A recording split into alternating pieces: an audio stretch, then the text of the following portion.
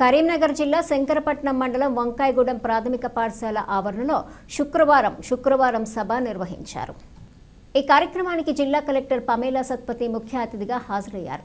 ఈ సందర్భంగా జిల్లా సంక్షేమ అధికారి సరస్వతి, జిల్లా వైద్యాధికారి Venkatramana, CDPO Srimathi, programme officer doctor Sana, medical officer Shravan పాల్గొని విద్యార్థులను ప్రోత్సహించారు. అదే విధంగా ఇప్పుడు ఎక్కువ మనం రైస్ తింటా ఉంటాము.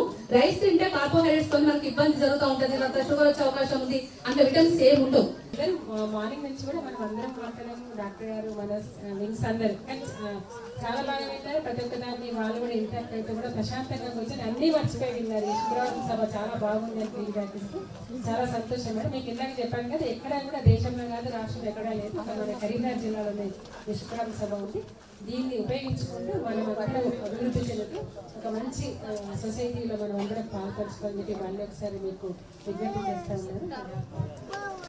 మొదటి జిల్లా కరీంనగర్ జిల్లాలో మీరు ఇద్దరు కూడా ఒక జిల్లాకు ఒక లోటుగా భావిస్తున్నాం. ఎందుకంటే మా ఫ్యూచర్లో అవసరం ఉంటే తప్పనిసరిగా మీ సర్వీసెస్ కూడా వాడుకుంటాము.